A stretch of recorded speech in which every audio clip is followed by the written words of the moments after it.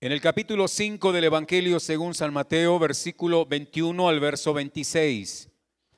Agradezco a Dios por la presencia suya también, hermano y hermana, en este lugar. Agradezco a los hermanos, a mi hermano Jackson, a su esposa, y está también la sobrina y la señora madre de mi hermana.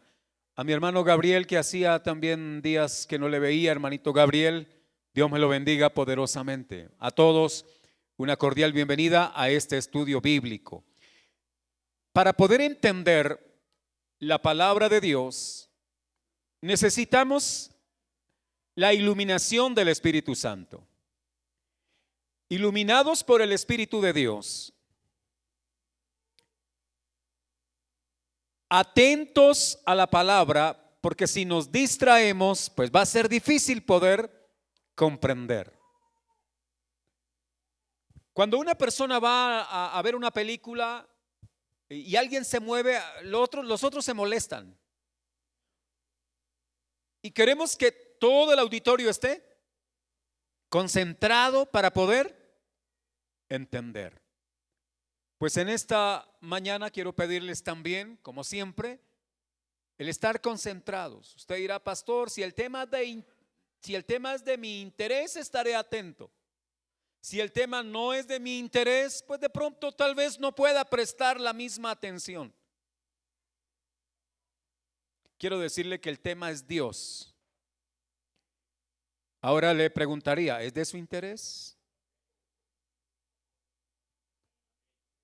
Bueno, si es de su interés el tema acerca de Dios, pues creo que todos debemos estar atentos. Y bien,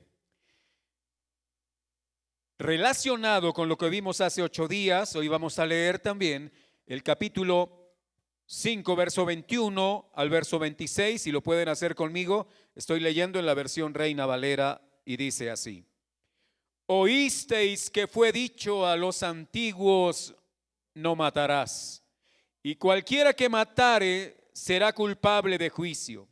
Pero yo os digo que cualquiera que se enoje contra su hermano será culpable de juicio, y cualquiera que diga necio a su hermano será culpable ante el concilio, y cualquiera que le diga fatuo quedará expuesto al infierno de fuego. Por tanto, si traes tu ofrenda al altar y allí te acuerdas de que tu hermano tiene algo contra ti, deja allí tu ofrenda delante del altar y anda, reconcíliate primero con tu hermano y entonces ven y presenta tu ofrenda. Ponte de acuerdo con tu adversario pronto, entre tanto que estás en el camino, no sea que el adversario te entregue al juez y el juez al alguacil y seas echado en la cárcel. De cierto te digo que no saldrás de allí hasta que pagues el último cuadrante. Amén. He titulado el mensaje, el contenido es más importante que la forma. El espíritu es más importante que la letra de la ley. No sé si ustedes se han dado cuenta, amados, en el mercado, algunos productos tienen un embalaje o un empaque muy llamativo. Estoy pensando ahora en la perfumería, sobre todo la perfumería francesa, ¿no? Todas estas casas famosas no solo trabajan en el contenido, sino que se esfuerzan en unos frascos muy especiales, ¿no? Inclusive, cuando usted ha comprado uno de estos perfumes que son costosos, le da hasta pesar botar el frasco. El frasco es tan bonito, ¿verdad? La forma que tiene es tan agradable, tan llamativa, que a veces guardamos el frasco.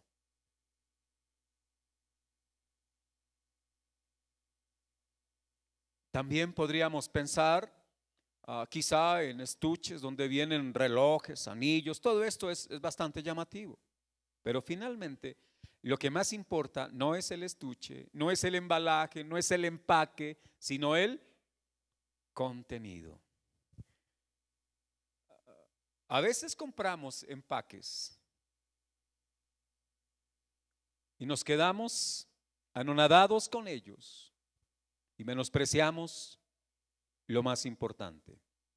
Esto para decir que cuando Dios dio la ley, hace 8 días estábamos hablando de que Jesús no vino a abrogar la ley y a los profetas, que Él vino a cumplirla. Y preparó a los discípulos para lo que iban a seguir diciendo. Él les dijo: no penséis que he venido a abrogar la ley. Y va a dar, a partir del versículo 21, una disertación en la cual presenta 6 casos por medio de los cuales Jesús va a poner en evidencia a la falsa religión de sus días, a los falsos maestros de sus días, porque hacían de la ley algo que Dios no quiso que pasara.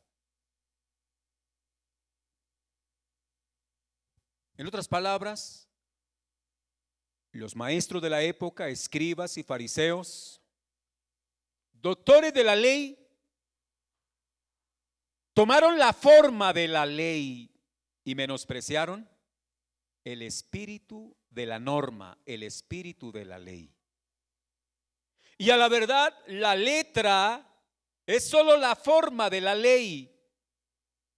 Y Jesús va a mostrarnos que la ley está o trasciende la letra misma. El espíritu, la esencia de la ley está contenida en esa forma, pero es más que la forma misma.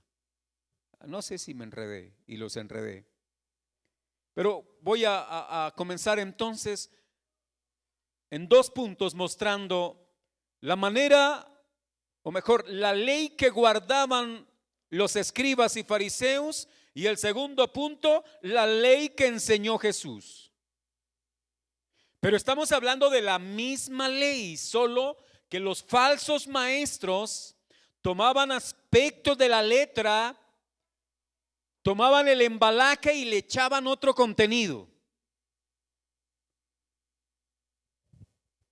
Recién llegado a esta ciudad, en el año 1994, caminando por la Séptima, tenía necesidad de comprar una colonia. Y yo vi ahí en la calle, en la Séptima, personas vendiendo perfumes. Yo no sabía. Y entonces, claro, yo vi a un perfume de una casa de esas francesa. Y entonces quise comprar uno y me pareció supremamente barato. El frasco era el que conocía. Yo fui vendedor de perfumería. Y la fragancia ahí de la carrera, pues finalmente yo no sé si es que le prueban uno de verdad y le echan el otro. Pero finalmente terminé en casa con una colonia que no era. El frasco sí era, pero el contenido era falso, era otro. Yo no sé si a usted le ha pasado así. Ahora pasa con medicamentos. Hace poco una denuncia a través de uno de los programas investigativos de un canal en el cual estaban mostrando esa mafia que hay y que está vendiendo medicamentos, y esta investigación salió por un poco de niños que murieron por allá creo que en Valledupar. Les estaban dando unos medicamentos que eran falsos. Quizá estén en los embalajes del medicamento original.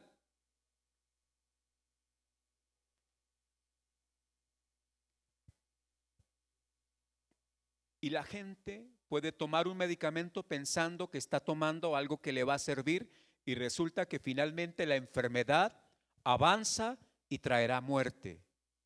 Por eso Pablo dijo que la letra mata, pero el espíritu vivifica. ¿Ya? La letra es el embalaje.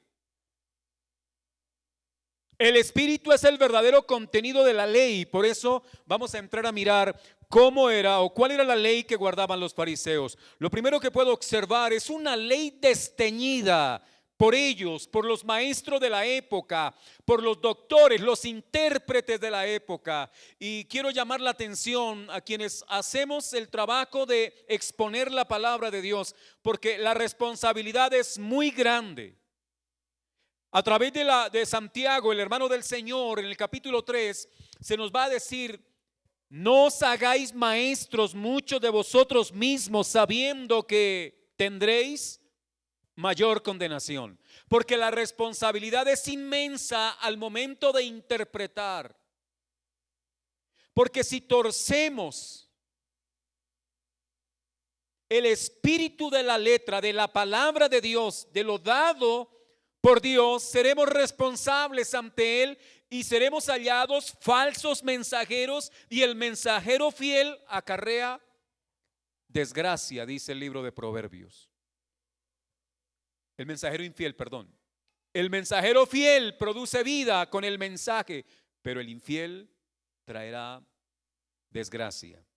Ahora, esa ley desteñida por los ancianos es que ellos, y yo quisiera solo llamar, ahorita la vamos a explicar.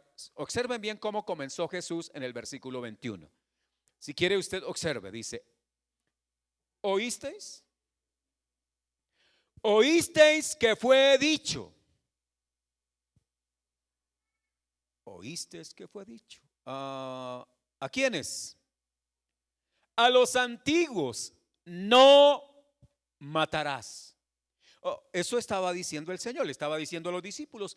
¿Oísteis que fue dicho a los antiguos? Hay una discusión por los traductores de los idiomas originales, porque no se sabe si es a o por los antiguos. La preposición cambiaría un poco la idea de la frase, porque si es oísteis que fue dicho por los antiguos, es diferente a decir oísteis que fue dicho a los antiguos. Mas sin embargo, partiendo de que fue a los antiguos, quiere decir cómo generaciones tras generaciones han oído esta palabra. ¿Cuál? No matarás. Y usted dirá: pero ahí no están torciendo nada. Ahí están precisamente citando lo que aparece en el libro de Éxodo, capítulo 20, no recuerdo ahora exactamente el versículo, cuando el Señor allá en el Sinaí, en las tablas de piedra, Dios colocó con su dedo: no matarás. Es el sexto mandamiento del decálogo: no matarás. Pero pareciera ahí que no pasa nada, no se está violentando la ley, aun cuando están tomando la letra, descuidan lo que la letra contiene en sí. Pero lo más peligroso es que han añadido algo al mandamiento. ¿Qué es lo que le añadieron? Mire, oíste que fue dicho a los antiguos: no matarás. Hasta ahí dijo el Señor, pero ellos pusieron: y cualquiera que matare será culpable de juicio. No sé si notamos. Ahora, ¿estaban diciendo algo que no es verdad? ¿Será que el que mata no es culpable de juicio? Claro, es culpable de juicio. Pero aquí hay un gran riesgo, mis amados. Ellos debieron haber hablado la palabra tal como Dios la entregó, pero cuando ellos dicen: y cualquiera que matare será culpable de juicio, están haciendo que la gente deje la primera parte, que es la más importante, y ponga los ojos en la segunda parte. No sé si lo notamos. Será culpable de juicio. No hagas esto porque serás culpable de juicio. Esta es la consecuencia. Jeffrey de León, el presidente de Desarrollo Juvenil Cristiano, escribió un libro que lo tituló Cuando las consecuencias no son suficientes, para hablar de que a veces a la gente se le muestra la consecuencia y a pesar de las consecuencias la gente lo sigue haciendo. Usted ve, por ejemplo, en las cajetillas de cigarros, una fotografía ahí que llama la atención, un mensaje, algo así como esto produce cáncer, pero aún así la gente la compra. Ellos dirán que ellos creen que tal vez lo que produce cáncer es el embalaje. Ya. Pero mis amados, el problema aquí con esto es que hacen que la gente no haga algo por miedo al juicio. Eso es desteñir la ley y es torcerla. Porque cuando uno obedece el mandamiento, no debe ser por causa de la consecuencia. El mandamiento debe ser obedecido porque yo sé quién es Dios. No porque sé que es una cárcel. No por el temor a la legislación de los hombres o el castigo que los hombres puedan imponer. No debe ser esa la motivación al observar la ley. Tiene que ser vista la ley en mi relación con Dios y en mi respeto a Dios y en mi culto a Dios.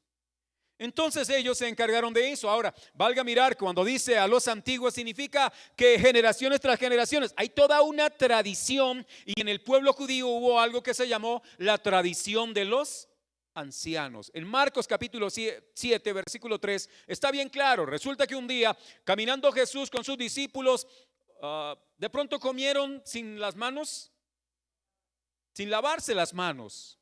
Y de inmediato dijeron: no está bien lo que hacen tus discípulos. Ellos comen pan con las manos inmundas. Ahora, eso no significaba que estuvieran ellos con sus manos todas llenas de tierra, de barro. No, simplemente era que los judíos, por la enseñanza de la tradición de los ancianos, si ellos no encontraban agua para lavarse en el momento de ir a comer, preferían no comer. Y la tradición de los ancianos, ¿qué era? Interpretaciones hechas por rabinos en todo ese proceso, en el devenir de la historia de Israel. Entonces llegaba un maestro respetado, un intérprete respetado, y daba una serie de opiniones, y eso se iba volviendo mandamiento. Y la gente ya tomaba más en serio la interpretación que la ley dada por Dios mismo. Eso pasaba con los fariseos. Ahora, y el asunto de que aparece acá: oíste que fue dicho, no matarás. Y ellos decían, bueno, ¿qué es matar? Matar es cortar la vida. Y varios de ellos decían, ¿has cortado la vida de alguien, Álvaro? No. Entonces has cumplido la ley. Aplausos para Álvaro. Andrés, ¿has asesinado a alguien? O sea, ¿has disparado un arma? ¿Has usado un machete o algo así y has cortado la vida de alguien? No, entonces has cumplido la ley, eres justo. Porque cuando se toma la letra, pareciera ser que cualquiera puede cumplirla. Jesús va a mostrar el espíritu de la ley, y por eso ahora que veamos el segundo punto, la justicia que ellos creían tener, porque cuando ellos decían, yo no he matado a nadie, ustedes saben también en este país, cuando uno ha estado evangelizando, cuando ustedes lo han hecho, hay personas que dicen, pero yo no soy malo. ¿Y qué argumentan las personas que dicen que no son malas? Yo no he matado. No he matado. Eso es cuando solo se mira la letra. Pero cuando vayamos a ver el espíritu de lo que está aquí, ninguno de los que estamos en este lugar saldrá libre, saldrá justificado. Saldremos todos emproblemados con lo que el espíritu de esta palabra o de este mandamiento señala. Además, amados, es bien importante tener en cuenta que cuando dice ahí el texto, será culpable de juicio, es la acción que las autoridades emprenden para castigar a alguien que ha cometido un delito. Juicio. Después habla de concilio. Y en esa época, amados hermanos, el concilio, inclusive la expresión que aparece en el griego ahí es el Sanedrín, la corte judía. Cualquiera que matare será llevado ante la corte judía. Oh, qué miedo ir ante la corte judía. Y parece ser que el temor es hacia la corte, hacia el Sanedrín. Pero la Biblia dice en el libro de Isaías capítulo 66, en uno de sus versículos habla del pobre en espíritu y humilde que tiembla ante mi palabra. El temor nuestro es el temor a Dios. Y si obedecemos los mandamientos, no es por el temor a una cárcel o a un infierno, es por el temor al Dios eterno. ¿Ya? Mire, ¿sabe por qué sus hijos, o mejor, sus hijos deberían ser obedientes a lo que usted le dice? Deberían ser obedientes porque usted tiene allá en determinado lugar de su apartamento, de su casa, una tremenda correa, ¿verdad? Colgada sobre una puntilla. Si sus hijos le obedecen así por el temor a la correa, creo que lo que siempre están mirando es la correa, ni siquiera usted. Ellos no le aman y le obedecen no por amor, le obedecen no por respeto, sino que le obedecen por puro miedo. Pero el miedo a la correa. No debe ser así en este caso. Ahora, también es importante, amados, mirar aquí en este pasaje que Jesús solo va a tomar ahora este ejemplo. Si nosotros nos quedamos pensando solo en el no matarás o en la ira o en el enojo, pues estamos echando por la borda lo que Jesús quiere hacer, y es mostrarnos, esto es solo un ejemplo para enseñarle a los discípulos que lo más importante es el espíritu que la letra misma. Y nos está dando un principio para acercarnos al texto bíblico. Nos está dando un principio para mirar la ley. Decía hace 8 días que algunos antinomianos ven la ley como algo que ya no es. Pero luego voy a Romanos capítulo 7, versículo 12 y encuentro que Pablo dice, la ley es santa. El mandamiento es justo. El mandamiento es bueno. ¿Y sabe por qué la ley es santa, justa y buena? Porque es una expresión del carácter de Dios, y Dios es santo, Dios es justo y Dios es bueno. Ahora, cuando la Biblia dice que la ley mata, es porque el carácter de Dios termina matando al pecador. Y si la ley revela su carácter, cuando el pecador es evidenciado por la ley, pues siente morir ante la ley. Así como Isaías sintió morir cuando tuvo la experiencia de ver la gloria de Dios. ¿Qué le estaba matando a él?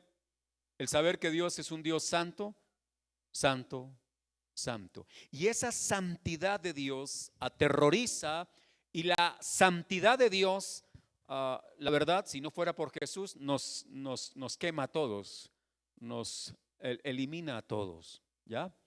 Bueno, ahora veamos lo siguiente.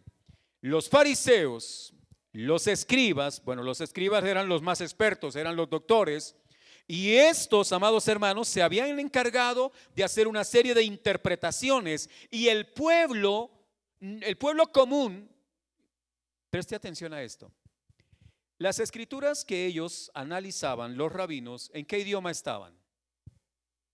En hebreo. ¿Y el pueblo qué idioma hablaba? El arameo. O sea, ¿quiénes tenían acceso a la lectura de la Torá?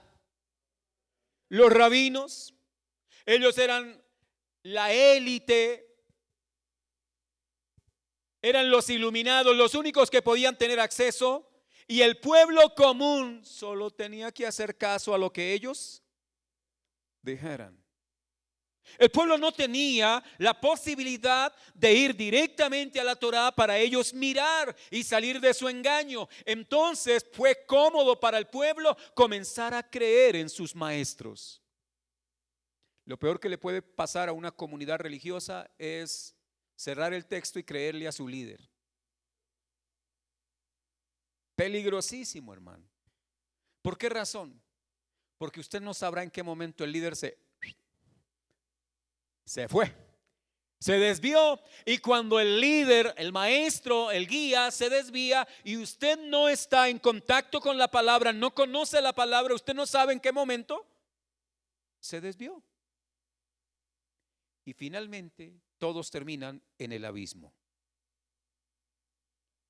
Eso le pasaba al pueblo judío en aquellos días. Pero no solo pasó allá, recuerden, ahora que celebrábamos hace un mes atrás la Reforma Protestante, la Biblia estaba en Europa solo en un idioma, en latín. Pero el pueblo común hablaba la lengua de su tierra, de su nación, y solo los ilustrados podían leer latín. Y en este caso los más ilustrados era el clero. El alto clero tenía la escritura en latín, pero el pueblo no podía leer latín. Es más, el sacerdote daba la misa en latín y el pueblo no entendía. Y cuando le preguntaban algo al sacerdote, les daba ahí su interpretación.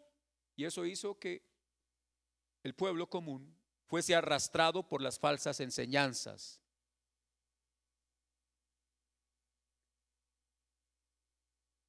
Por lo que no es verdad. Y aprovecho entonces para decirle a usted, hermano, que viene domingo tras domingo juiciosamente por amor al Señor, porque quiere honrarlo y glorificarlo. Si usted durante la semana no estudia la Biblia y viene a escuchar el sermón, usted fácilmente expresa para el engaño. ¿No creen? Pero si usted, por ejemplo, sabe que el próximo domingo vamos a estar hablando del adulterio y estudia este pasaje de la Biblia y viene, amados hermanos, habiendo orado y estudiado, sabrá usted qué dice la Biblia. Y aunque el predicador hable bonito y diga ciertas cosas, usted por el Espíritu sabrá que quizá esté diciendo o la verdad o lo esté engañando. ¿Entendemos la importancia entonces de estudiar la palabra juntos? Pero allá en casa, en familia, y usted personalmente hacerlo y luego escuchar ahora sí el sermón del domingo. Si usted se queda solo con el sermón del domingo, pues bueno, le va a ayudar, pero no es suficiente. Bien. Entonces, mis amados, es importante esto. La enseñanza de estos hombres convirtió al pueblo en unos moralistas que confiaban en el cumplimiento de lo que la letra decía para sentirse justos. Y al final todos se sentían aprobados. Por eso el joven que vino, o aquel principal que vino a Jesús y le dijo: Maestro, ¿qué tengo que hacer para heredar la vida eterna? Jesús le dijo: guarda los mandamientos. ¿Y él qué dijo? Eso no se pregunta. Bueno, él no dijo eso, de verdad, estoy echando broma. Lo que él dijo es: claro, los he guardado desde mi niñez. ¿Había guardado el joven rico los mandamientos del Señor?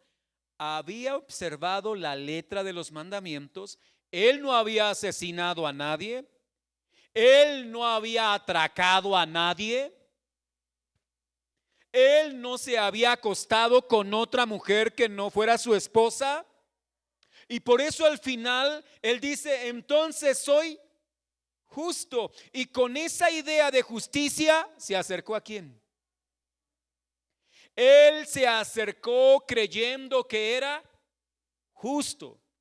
Y cuando estuvo frente a Jesús y escuchó a Jesús, regresó ¿cómo? ¿Cómo regresó? ¿Regresó justificado? ¿Regresó sintiéndose que era justo? Jesús le dio una sola frase que puso en evidencia toda su injusticia. Ese es otro pasaje para el estudio, pero solo estoy llevándolos allá para que pensemos que cuando nosotros somos solo moralistas, hacemos caso a la conducta y hacemos buenas obras, y entonces la gente habla bien de nosotros y nos sentimos, amados hermanos, bien. Es más, candidatos a la estatuilla, ¿verdad?, de la justicia, a que hagan un monumento, una estatua en honor a nosotros. Pero eso pasa cuando nosotros solo caemos en un moralismo que no es otra cosa que una falsa religión, una falsa piedad. ¿Estoy diciendo que no son importantes las obras? No. Estoy diciendo que son importantes, pero antes de una obra hay algo que es lo que motiva, lo que impulsa a hacer determinadas obras, y que finalmente eso es lo más importante. Por eso voy a pasar entonces a mostrarles lo que Jesús enseñó. Aquí aparece el Señor en el versículo 22 diciendo: pero yo os digo. ¿No dijo que no iba a cambiar la ley?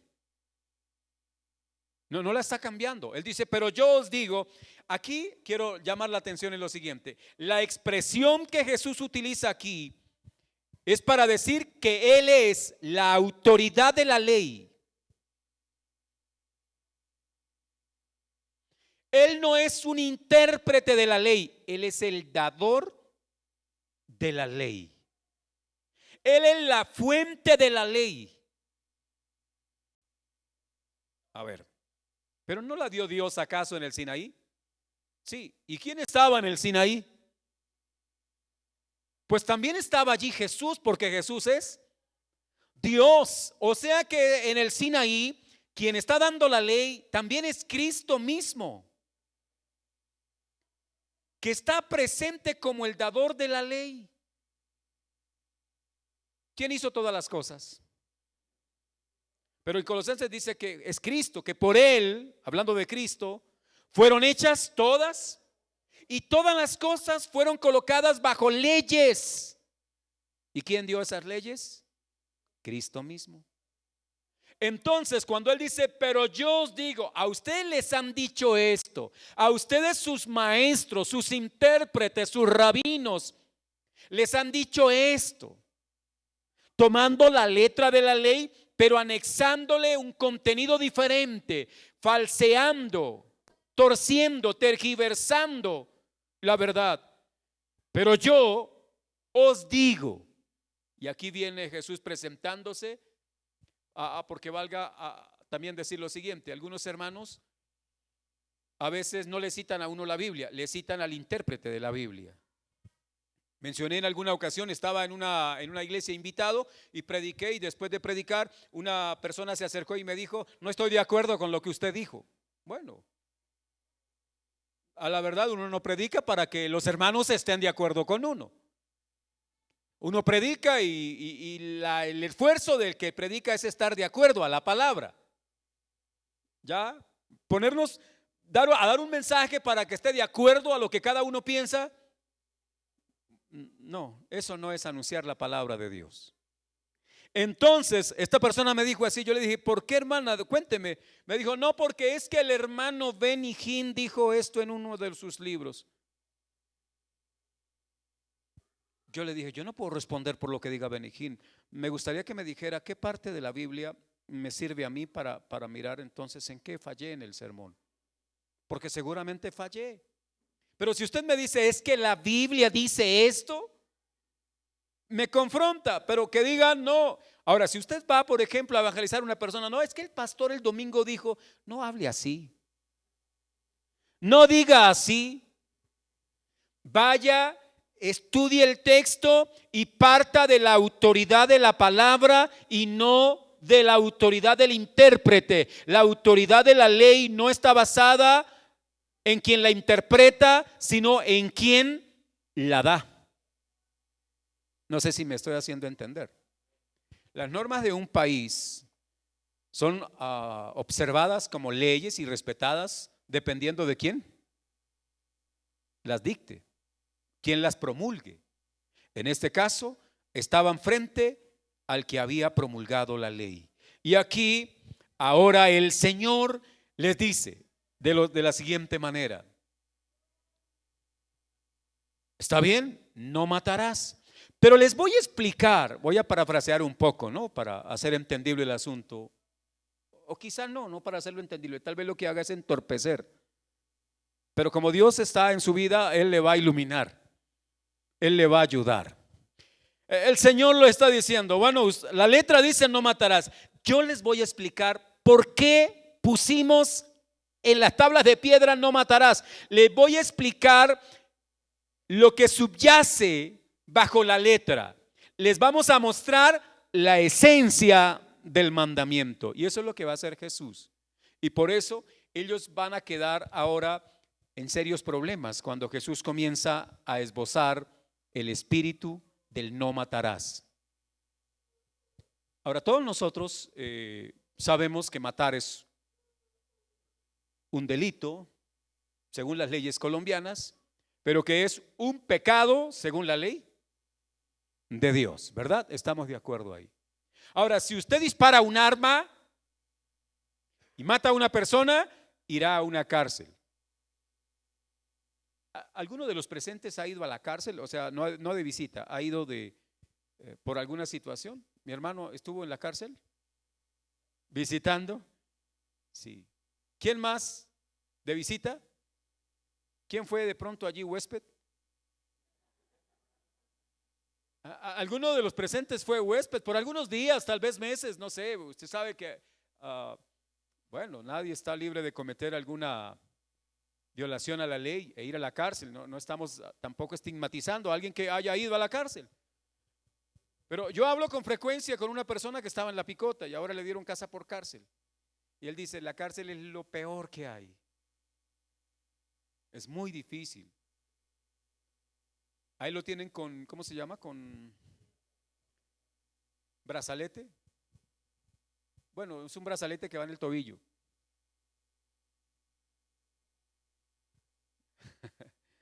El asunto es que él sale a la puerta cuando yo voy a hacerle el discipulado. Él sale a la puerta y mira así, a ver dónde yo vengo. Ahí le da temor poner un pie fuera, porque él dice es que apenas yo ponga el pie fuera, eso manda una señal. Pero ¿por qué lo hace? De quedarse adentro y mirar así, le da temor volver a la cárcel porque la experiencia es muy dura. ¿Ya? Ahora, pero aún por dura que sea la experiencia, el que va a la cárcel tiene la esperanza de ¿qué? De salir de allá. El Señor les empieza a decir lo siguiente: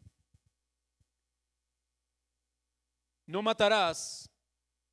Ellos la podían entender perfectamente solo cuando veían la letra. Es más, algo así, como si yo le digo, ¿qué es esto? Usted me dirá, una hoja.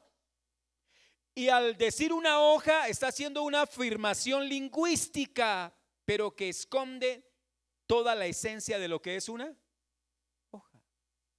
Para que esta hoja esté aquí, ¿sabe todo lo que ha pasado? Todo lo que ha acontecido, todo el contenido que hay detrás de una simple hoja. Un árbol,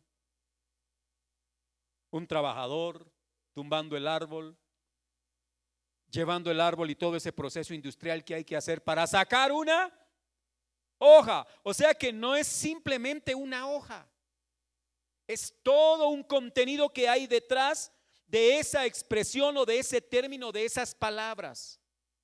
Jesús va a comenzar a mostrarles todo ese contenido y empezó diciéndole de la siguiente forma: por tanto, pero yo digo que cualquiera que se enoje contra su hermano, y aquí es donde el Señor va a comenzar a meter el dedo en las llagas que cada uno de nosotros tenemos. Quiero preguntarle, ¿alguna vez se ha enojado contra su hermano? O sea, si les pregunto, ¿alguna vez ha matado? No, entonces somos justos. Pero ojo, Jesús le dice, a ver, el matar es el fruto del pensamiento, de los sentimientos, y entonces el matar es una acción. La gente ve las acciones, pero Dios ve el corazón. Y del corazón proceden, del corazón salen los malos pensamientos, las envidias, los odios, el resentimiento. Entonces, cuando Jesús empieza a mostrarles de que ustedes dicen que el que mata es culpable del juicio, y yo les digo que el solo hecho de enojarse lo hace culpable, merecedor de juicio, entonces me imagino a más de uno de ellos mirándose. O sea que el asunto es supremamente delicado y complejo. Yo les pregunto, ¿ustedes se han enojado contra su hermano? Esposa, ¿usted ha sentido enojo contra su esposo? Si usted no ha sentido enojo contra su esposo, usted es una santa e inmaculada mujer. Llena de gracia. Bendita entre todas las esposas. Esposo, ¿usted se ha enojado contra su esposa? Pero mire cómo el moralismo termina matándonos. Porque no matamos a la esposa, no matamos al esposo, no matamos al hijo, no matamos al vecino, pero sí nos enojamos contra ellos. Y Jesús dice, aunque la gente vea que ustedes no matan, Dios ve que ustedes tienen enojo contra el otro. Y si ustedes creen que por matar merecen el juicio, yo les estoy diciendo que por el simple hecho de sentir enojo, merecen la picota. Merecemos la picota. Usted dirá, uy, pero eso es ser exagerado. Lo que Jesús está diciendo es eso. Ellos creían que matar le hacía culpable de juicio. Jesús le dice, a ver, el solo hecho de sentir enojo contra el otro le hace merecedor del juicio. Luego, por eso nadie puede decir ahora que es justo y que está cumpliendo el mandamiento, porque dentro de esa forma de no matarás, el espíritu de la norma dice es que lo que el Señor Dios Todopoderoso está diciendo, no debe enojarse contra su hermano. Y dije que el moralismo nos hace daño. ¿Por qué? Porque no matamos, pero no hacemos nada para combatir ¿qué? El enojo. Porque hemos tolerado el enojo. Y si alguien está enojado contra el otro, pues no pasa mayor cosa. A veces, ¿sabe qué decimos? Eso se le tiene que pasar. Y empezamos a consentir el enojo y a permitir el enojo y a justificarlo, cuando el Señor ha dicho, ojo, el que se enoja es merecedor de juicio.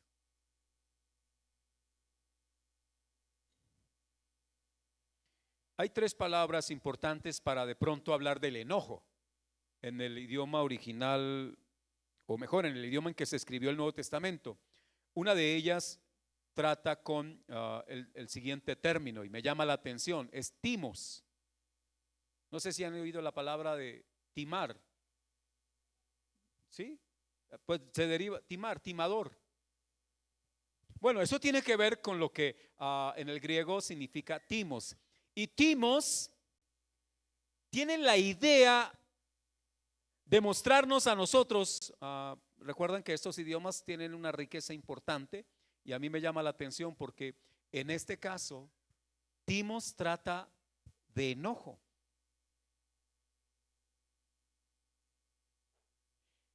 Orgé trata de ira.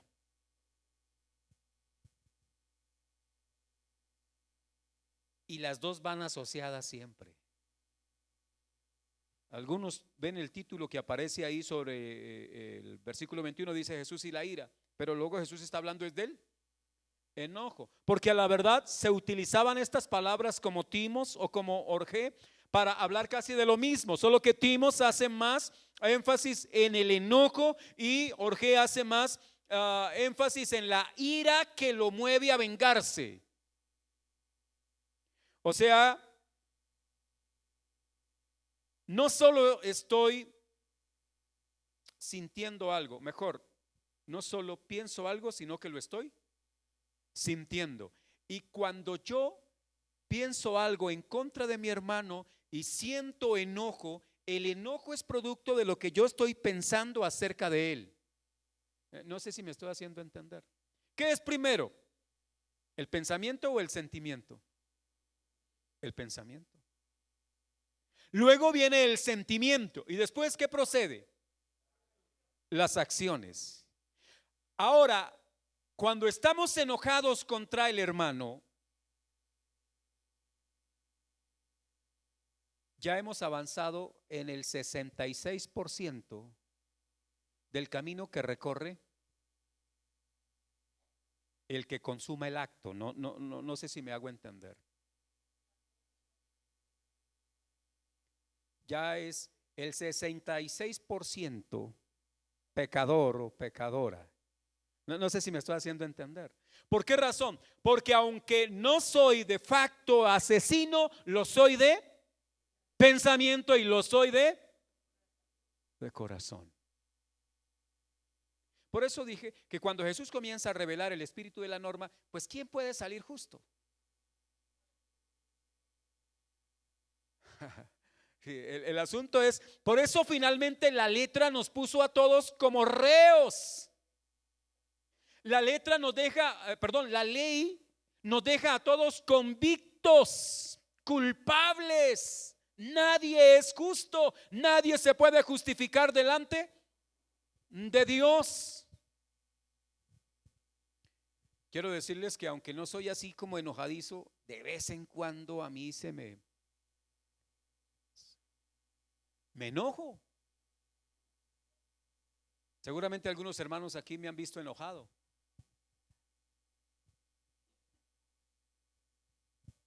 Y yo no soy yo cuando me enojo, decía David Banner. Ninguno, no, quiero decir que cuando nos enojamos, nosotros estamos dejando salir o estamos exhibiendo todavía esa maldad que está ahí anidada en nuestro corazón. Ahora, el asunto está aquí, es que el Señor ha dicho así, sencillo, cualquiera que se enoje contra su hermano, y empezamos a decir, pero es que él me hizo. Aparte de que nos enojamos y nos hacemos merecedor del juicio, nos levantamos como abogados de nosotros mismos para justificarnos, para defendernos, para culpar al otro, sumando pecado tras pecado. Porque no solo he cometido ya pecado al enojarme contra mi hermano, sino que lo estoy justificando. ¿Hasta dónde llega nuestro grado de maldad?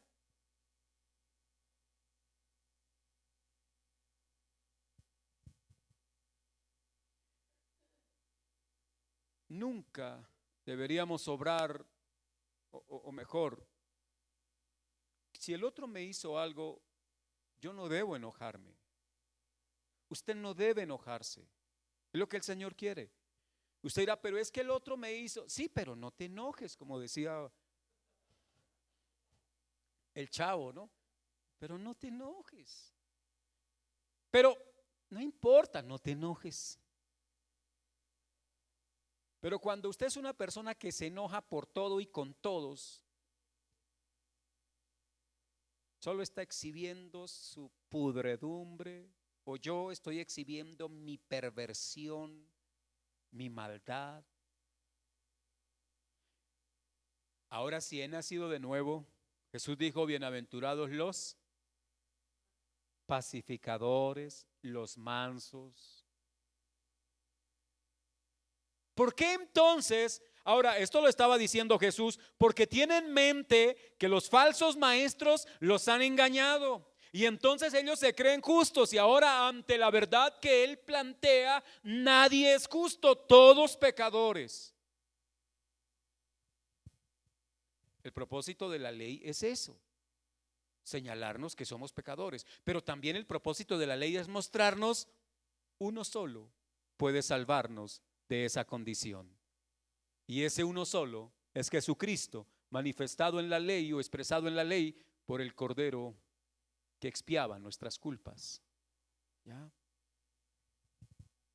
Amados, el contenido nos lleva a tener en cuenta es lo que estoy pensando hacia el otro, lo que estoy sintiendo hacia el otro.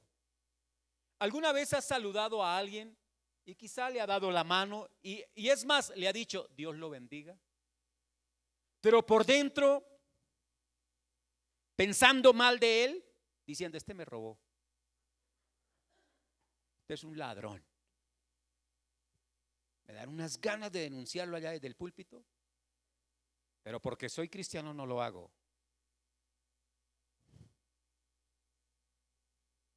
Sintiendo hacia el otro, cosa mala. Hermanos, luego Jesús añadió lo siguiente, mira, para avanzar porque, que sí que pasó rápido el tiempo. Entonces ya voy a regálenme 5 minutos. Dice así, no había visto la hora, qué pena. Cualquiera que le diga fatuo, o sea, ya no es un asunto del enojo, sino que ahora procede a proferir palabras. Dice, y cualquiera que dijere fatuo, ¿qué significa? Bueno, en el griego dice raka. Cualquiera que diga raka a su hermano, será, pero es que esa palabra, claro, no, significa insensato, necio. Algunas traducciones lo colocan como mentalmente ya desajustado. Sí, es una palabra, otra palabra puede ser idiota. ¿Ya? Entonces cualquiera que le diga a su hermano idiota, ojo con lo que Jesús está diciendo. Si por sentir el enojo, que a veces ni se le nota, a algunos se nos nota mucho, pero con solo sentir el enojo ya merezco juicio. Ahora, si profiero, en este caso palabras, empiezo a cometer acciones contra el otro y comienzo a usar palabras descalificadoras hacia el otro, ¿de qué soy merecedor según el texto? Será culpable ante el concilio. O sea, ya hay un juicio y es declarado por el concilio culpable. Pero aún más dice Jesús, y cualquiera que le diga fatuo, o sea, otro término, otra palabra que insulta, quedará expuesto al infierno de fuego. No la cárcel. La expresión en griego es la gehenna. Y en la gehenna significa allá donde el fuego nunca se apaga. Y es bien importante mirar que Jesús estaba diciendo, es tan grave lo que ustedes hacen que lo reducen a la expresión, no matarás, y no he matado, pero por dentro arden de odio, de resentimiento, de bronca hacia el otro. Y cuando el Dios del cielo le dijo a los judíos, allá a los hebreos, mejor no matarás, estaba diciéndole, no se enoje contra su hermano. Casi linchan a Moisés en el desierto. ¿Ya? El hijo se enoja contra su papá, contra su mamá, los padres contra los hijos, y el enojo se nos volvió a nosotros, amados hermanos, algo cotidiano. Es un pecado, es lo que está diciendo Jesús. Es ofensivo delante de Él. Ahora, ¿cómo poder cumplir esto, hermano? ¿Cómo poder nosotros guardar la ley? Porque al hablar de no matarás estamos hablando de la ley moral. ¿Estamos llamados a cumplirla? Desde luego que sí, pero no somos capaces si Dios no nos justifica por su gracia y si su Espíritu Santo no está en nosotros, no hay tal posibilidad, porque el que vive en la carne no puede guardar la ley, no quiere ni puede. Es lo que enseña la palabra de Dios en Romanos capítulo 8. Entonces, pero si el Espíritu Santo está en mí, Dios me ha hecho una nueva criatura, significa que sí podemos guardar el mandamiento. Pero aún queda en nosotros una mentalidad pecaminosa, un residuo de la mentalidad pecaminosa que a veces nosotros acatamos más esa mentalidad pecaminosa que le dice, enójese contra el otro, ¿cómo se va a dejar usted? Cuando el Señor le dice, si te dan en una mejilla, ponga la otra. Usted dirá, bueno, eso dice la letra. ¿Sí? Ahora, cuando lleguemos allá, miramos lo que significa el espíritu de esa frase. Pero nos está invitando el Señor a decirnos, mira, la ley es tan buena, tan santa y justa, que ningún pecador queda absuelto por ella. Y ante la ley de Dios, expresada, interpretada correctamente, todos empezamos a sentirnos culpables. ¿Me hago entender? Cuando la palabra de Dios es predicada conforme al Espíritu Santo, el pecador tiene que sentir el peso de su pecado. Y debemos salir de este lugar en esta mañana pensando: ¿cuántas veces me he enojado? ¿Cuántas veces me enojo al día? ¿Cuántas veces soy un potencial asesino? Porque finalmente Juan citó a Caín. Caín primero se enojó contra su hermano y después ¿qué hizo? Le mató. ¿Y por qué causa le mató? Porque era del maligno. El enojo no hace parte, no es de la nueva naturaleza en Cristo. De la nueva naturaleza en Cristo es la mansedumbre, es la misericordia, es la paz de Dios. Quiero confesarles que estudiando esta semana, estos días, este texto, yo salí bastante, ¿cómo diría? Magullado, porque ¿será que sí? Pero no puede ser, porque quería justificar mi enojo y que a veces me enojo y no quería sentirme culpable, pero después de esto tengo que pensar bastante. No es que el otro me hizo enojar, es que hay pecado en mi corazón. Hay maldad en mi corazón. Esposa, le quedó sin sal la sopa. ¿Es motivo para enojarse contra su esposa por eso? No hay ninguna justificación para tal cosa. La esposa es tan buena que no le ha echado veneno a la sopa. A ella se le olvidó fue echarle sal. Lo ama tanto,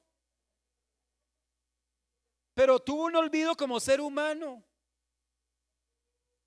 El Dios de la gloria nos ayude. Si la justicia nuestra no es mayor que la de los fariseos, no podemos entrar en el reino de los cielos. Y es que la justicia de ellos era esa falsa justicia del moralismo. No mato, soy justo. Y Jesús dijo, con solo enojarse, porque el que aborrece a su hermano, el que se enoja contra su hermano, dice Juan, es homicida. ¿Exageración de la palabra de Dios? No puede ser exageración porque ella es verdad. Nosotros somos los que hemos consentido el pecado del enojo y de la ira y lo justificamos todavía como para agravar nuestra maldad. Coloquémonos en pie y vamos a pedir perdón, porque es que de pronto alguno ya se está enojando conmigo porque me pasé 5 minutos.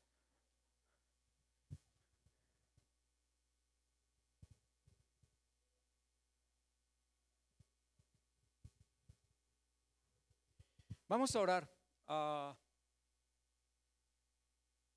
Piense por un momento que no se trata de decir no me voy a enojar, no me voy a enojar para ser justo, porque caeríamos otra vez en el falso moralismo. Lo que debo decir es, el Señor me llama a vivir en su justicia. Por cuanto he sido justificado, debo vivir en justicia. Y al vivir en justicia, honro y doy honor al que murió en la cruz. Entonces mi deber es no enojarme, no para sentirme bueno, sino para dar honor al justo que murió por mí.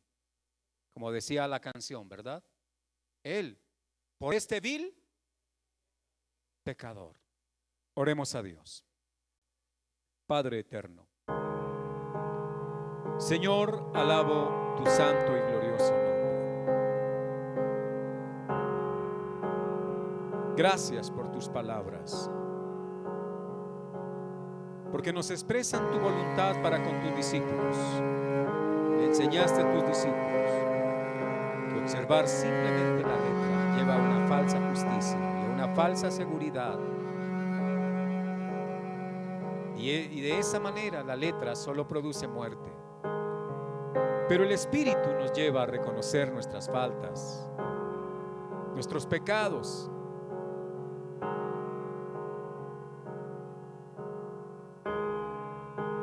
y por tu gracia para producir vida.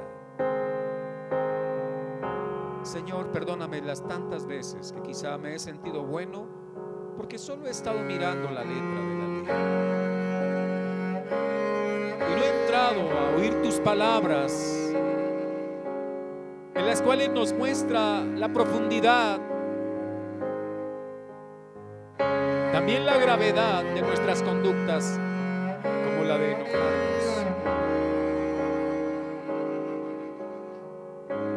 Señor, sé que no estamos hablando de una simple molestia contra otro o hacia el otro. Estamos hablando de enojo.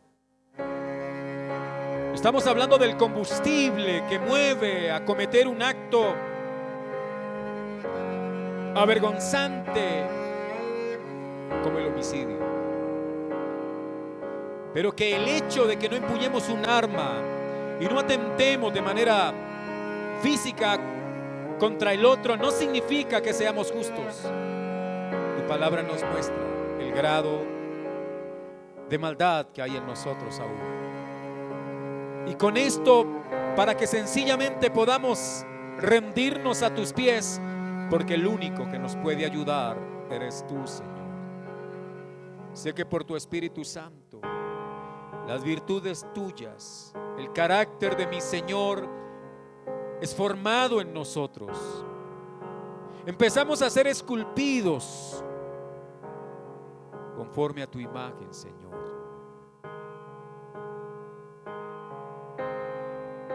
Cuán diferente será un hogar donde el esposo y la esposa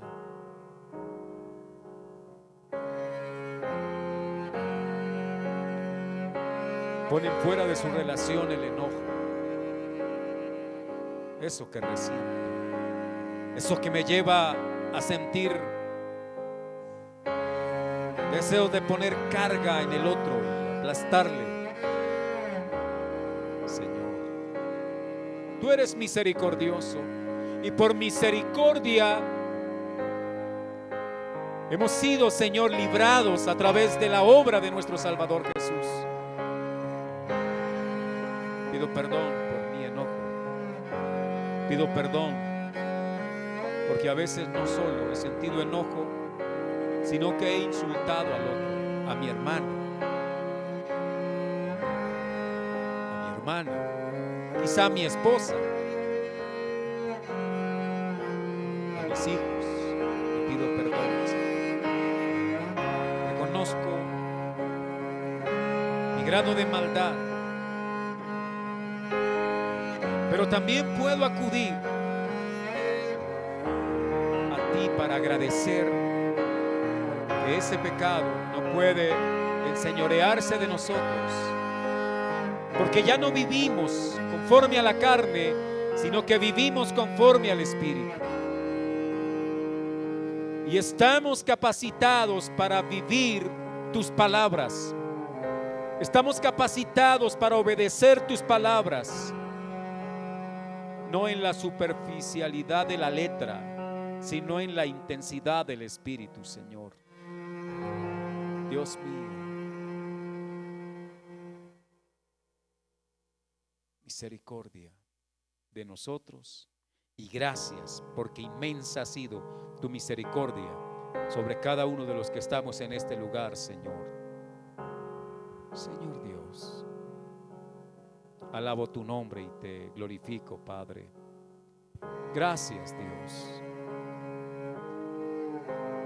Permíteme estar consciente para pedir perdón a mi hermano y a mi hermana a quien he lastimado.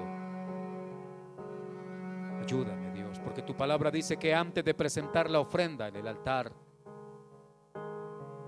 no que no presente ofrenda, sino que antes de presentar esa ofrenda para que sea agradable a ti, lo que más te agrada, Señor, es que yo pueda vivir el carácter de mi Señor, el cual ha dicho: perdónalos porque no saben lo que hacen. Y que pueda perdonar al que me ha ofendido. Pero dame el valor de pedir perdón, Señor, y de reconocer cuando he ofendido al otro. Y aún sabiendo, Dios, antes de presentarme delante de ti, sabiendo que el otro tiene algo contra mí, y quizá yo no tenga nada contra él, pero tu palabra me dice que por el simple hecho de yo notar que el otro tiene algo contra mí, yo debo acercarme para reconciliarme con él. Porque el ministerio que nosotros debemos realizar es el ministerio de la reconciliación. Porque tu Hijo amado, Padre, ha venido para reconciliarnos contigo a través de la obra de la cruz, cargando Él el pecado de nosotros, nuestra maldad. El castigo de nuestra paz fue sobre Él. Gracias, Dios, en Jesús nuestro Señor. Amén. Que el Señor Dios Todopoderoso